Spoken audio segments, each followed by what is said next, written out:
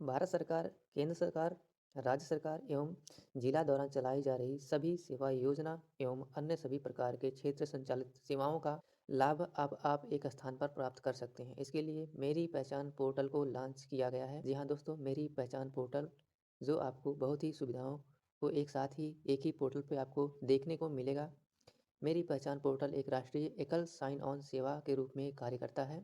अगर आप एक बार इस पोर्टल पर लॉगिन आईडी बना लेते हैं तो आपको अलग अलग पोर्टल के लिए अलग अलग यूज़र आईडी और पासवर्ड बनाने की आवश्यकता नहीं होगी।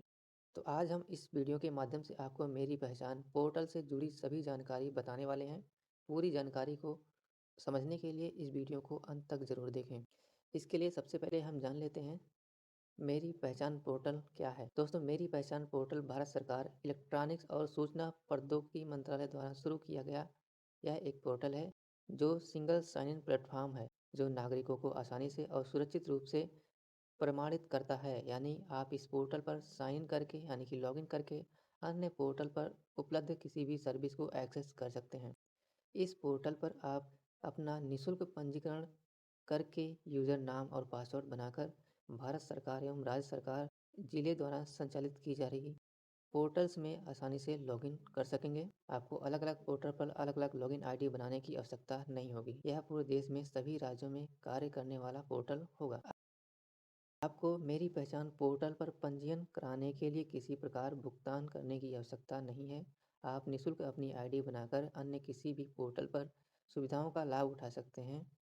मेरी पहचान पोर्टल पर आप लॉगिन करके सभी योजनाओं का लाभ ले सकते हैं। तो चलिए अब जान लेते हैं इस पोर्टल का उद्देश्य क्या है। दोस्तों, मेरी पहचान पोर्टल को शुरू करने का मुख्य उद्देश्य केंद्र सरकार एवं राज्य सरकार द्वारा संचालित की जा रही सभी योजनाओं और सेवाओं का लाभ एक ही पोर्टल पर पंजीकरण करवाकर उपलब्ध कराना है, ताकि मेरी पहचान पोर्टल की सहायता से आप किसी भी राज्य की सरकारी योजना में आवेदन आसानी से कर सकें। साथ ही सरकार द्वारा संचालित की जा रही या शुरू होने वाली योजनाओं की जानकारी एक ही पोर्टल पर आपको प्राप्त हो सके। अब हम जान लेते हैं मेरी पहचान पोर्टल के फायदे एवं विशेषताओं के बारे में।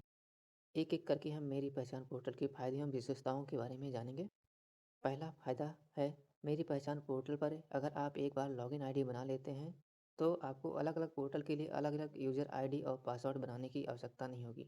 जैसा कि आपने पहले भी किसी पोर्टल को किसी भी योजना को लॉगिन करते वक्त आपने देखा होगा कि आपको उसके लिए एक नया यूज़र आईडी पासवर्ड बनाना होता था, लेकिन अब आपको ऐसा करने की आवश्यकता नहीं होगी। आप मेरी पहचान पोर्टल के बनाए हुए यूज़र नेम आईडी से ही लॉगिन करके उस योजना का लाभ ले सकते हैं। दूसरा फायदा है एक ही यूज़र आईडी और पासवर्ड के माध्यम से आप भारत सरकार, राज्य सरकार और ज़िले की वेबसाइट पर लॉगिन कर पाएंगे। जी हाँ दोस्तों, आप एक ही मेरी पहचान पोर्टल की आईडी के माध्यम से आप भारत सरकार और राज्य सरकार द्वारा सही वेबसाइट पर लॉगिन कर पाएंगे। तीसरा फायदा है किसी भी पोर्टल पर उपलब्ध योजनाओं का लाभ प्राप्त करने के लिए आवेदन कर सकते हैं। जी हाँ दोस्तों, आप इस आईडी के द्वारा जो कि मेरी पहचान मेरी पोर्टल के माध्यम से बनाते हैं, इस आईडी से आप सभी उपलब्ध योजनाओं का लाभ आसानी से आवेदन करके प्राप्त कर सकते हैं। मेरी पहचान पोर्टल 3 मुख्य धारक के एसएसओ प्लेटफॉर्म, जन परिचय, ई प्रमाण और डिजिलॉकर का व्यापक सहयोग है। मेरी पहचान पोर्टल उपयोगकर्ताओं को कई प्रमाणीकरण मापदंडों जैसे उपयोगकर्ता नाम, मोबाइल नंबर, आधार आदि के माध्यम से प्रमाणित करता है। इस पोर्टल पर आप निःशुल्क पंजीकरण कर यूजर्स एवं पासवर्ड बनाकर भारत सरकार द्वारा संचालित पोर्टल पर आसानी से लॉगिन कर सकते हैं। अभी तक हमने मेरी पहचान पोर्टल के बारे में क्या है और इसकी विशेषताएं, फायदे के बारे में जान लिया है। अब हम जान लेते हैं इस पोर्टल पर आईडी यानी कि यूज़र नेम पासवर्ड हमें बनाने के लिए क्या क्या चीज़ों की आवश्यकता होगी, कौन कौन से डॉक्यूमेंट लगेंगे। पहला डॉक्यूमेंट है आधार कार्ड और दूसरा आप ड्राइविंग लाइसेंस, पैन कार्ड भी यहाँ पर आवश्यकता होगी। इसके लिए आपको एक मेल आईडी होना आवश्यक है। आपके पास एक मोबाइल नंबर होना चाहिए और जन परिचय आईडी और डिजिलॉकर आईडी होना ज़रूरी है। तो हमने जान लिया इस पोर्टल में रजिस्टर होने के लिए हमें किन किन डॉक्यूमेंट चीज़ों की आवश्यकता होगी। अब हम जान लेते हैं इस पोर्टल में अपना अकाउंट कैसे बनाएं, यानी कि मेरी मेरी पहचान पोर्टल पर पंजीकरण कैसे करते हैं। तो चलिए स्टेप बाय स्टेप जानते हैं। दोस्तों, मेरी पहचान पोर्टल में रजिस्ट्रेशन के लिए अपना यूज़र आईडी और पासवर्ड बनाने के लिए हम अपने मोबाइल की स्क्रीन पर आ चुके हैं। आप यह प्रक्रिया अपने मोबाइल में भी कर सकते हैं और अपने पीसी लैपटॉप में भी इसे कर सकते हैं। मोबाइल में अपने क्रोम ब्राउज़र को ओपन कर लेना है फर्स्ट यहाँ पर, और इस ब्राउज़र को आपको डेस्कटॉप मोड में कर लेना है। सर्च बार में आपको मेरी पहचान पोर्टल इंटर करके सर्च करना है। तो यहाँ पर आप देख पाएंगे, यहाँ पर आपको लॉगिन टू मेरी पहचान पहले ही ऊपर ही ये ऑप्शन आ जाता है। इस पर आपको क्लिक कर देना है। जैसे आप क्लिक करते हैं आपके सामने मेरी पहचान वेबसाइट का पूरा डैशबोर्ड ओपन हो जाता है। हमने यह डेस्कटॉप मोड में ओपन किया है, तो यहाँ पर आपको इस तरह का डैशबोर्ड दिखाई देगा। फर्स्ट यहाँ पर लॉगिन टू मेरी पहचान वाले सेक्शन में आपको यहाँ पर login with DigiLocker, login with e Pramaan, login with जन परिचय, यहाँ पर 3 तरह के, यदि आपके पास तीनों में से कोई एक आईडी है तो यहाँ पर आपको रजिस्ट्रेशन नहीं करना है। आपको उसी आईडी के माध्यम से यहाँ से लॉगिन भी कर सकते हैं। तो यदि आप नए हैं, आपने अभी तक इन तीनों में से किसी का आईडी नहीं बना के रखा है, यहाँ पर रजिस्टर नाउ पर क्लिक करके अपना आईडी बना सकते हैं। तो उसके लिए आपको यहाँ पर रजिस्टर नाउ पर क्लिक करना है। तो यहाँ देख पा रहेंगे नया पेज ओपन होगा। नए पेज में आपकी वेबसाइट यह ओपन होगी, जो कि ये भी डेस्कटॉप मोड में ओपन हो रही है। डेस्कटॉप मोड में ही ओपन करेंगे तो अच्छे से समझ में आएगा। तो इस तरह का आपको आईडी बनाने के लिए इस तरह का डैशबोर्ड मिलेगा। ऊपर आपको मोबाइल नंबर डालना है। ध्यान दें, यहाँ पर वही मोबाइल नंबर डालें जो आपका आधार से लिंक होना चाहिए। उसके बाद अपना नाम डालना है, यूज़र नाम जो भी बनाना हो डाल सकते हैं। उसके बाद पासवर्ड बना लेना है।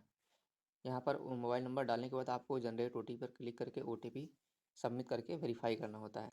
और पासवर्ड बनाने के लिए आपको यहाँ पर 8 कैरेक्टर का होना चाहिए पासवर्ड। इसमें छोटे लेटर और बड़े लेटर में, और नंबर और अल्फ़ाबेट भी होना ज़रूरी है, जो कि इस स्पेशल कैरेक्टर के साथ होना चाहिए। आपको पासवर्ड यहाँ से ध्यान से बना लेना है और उसे कहीं भी सेव कर लेना है, ताकि आपको पासवर्ड भूलने दिक्कत ना हो।